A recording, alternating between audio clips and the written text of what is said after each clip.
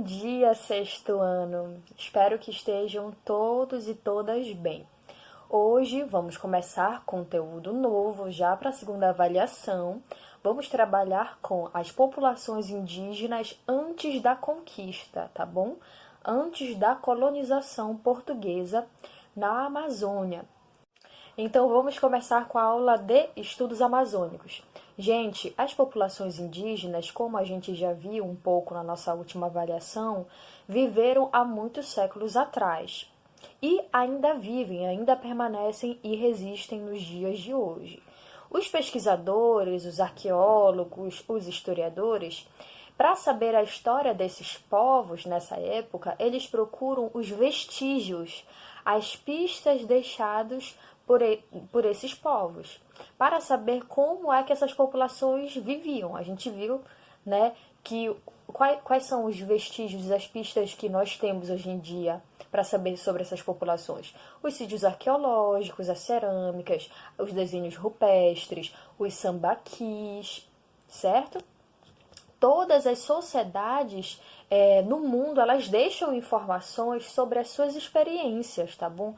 Você mesmo, aluno, todos os dias, quando produz também os seus vestígios sobre a sua própria história, quando você anota no seu caderno, faz anotações, conta histórias. Atenção! Outra fonte de informação sobre as populações indígenas do passado são os registros, os documentos feitos pelos europeus a partir do século XVI, quando aqui eles chegaram na nossa região.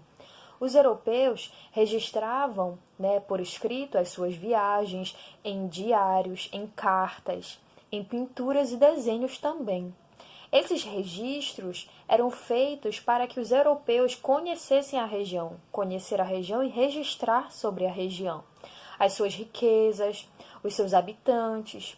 Com base nesses relatos, por exemplo, é que os europeus puderam fazer os mapas mais precisos, mais certinhos dos lugares por onde eles passavam em nossa região amazônica.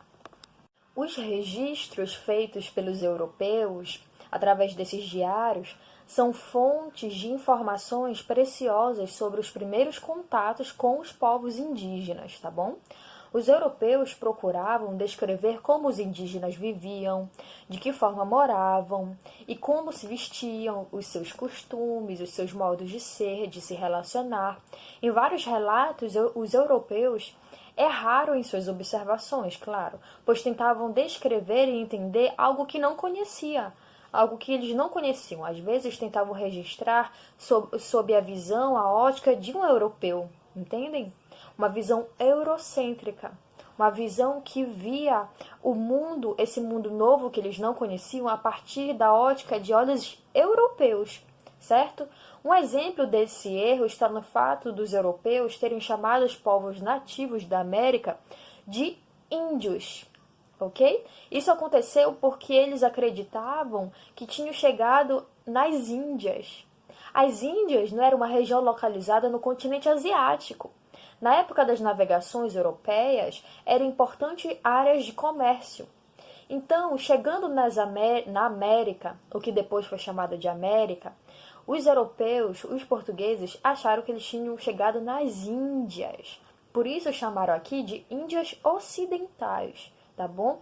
E chamaram seus habitantes de índios. Então, o índio que a gente conhece é uma criação europeia, essa palavra. Não existia um índio, entende? Como se fosse um índio genérico, um índio só. Não, existiam várias etnias de povos. Existiam os Munduruku, os Tupinambá, os Juruna, os Ticuna, os Yanomami, diversos povos indígenas que falavam centenas e centenas de línguas diferentes, entende? Só que o europeu, com seu olhar eurocêntrico, chamou todo mundo de índio. Mesmo com esses equívocos, esses erros, os documentos dos europeus sobre a Amazônia, sobre a América, sobre os povos indígenas da nossa região, são sim importantes para a gente pelo menos ter uma ideia de como era aquela região.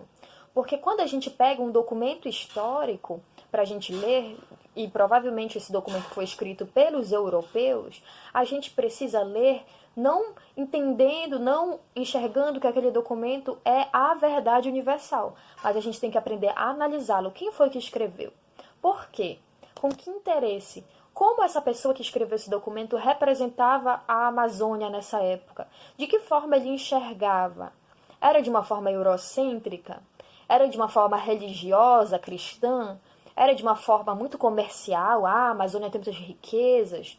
Enfim, esses documentos eram uma forma desses europeus que vieram para cá escreverem e informarem sobre a nossa região lá na Europa. Na próxima aula, a gente vai adentrar a fundo o tema dos povos indígenas e principalmente as suas línguas. Isso já começando ali no período colonial. Afinal, nós passamos por um processo de colonização. E a gente vai explicar isso um pouco mais à frente, tá bom? Fiquem bem, bom final de semana a todos e a todas e até mais!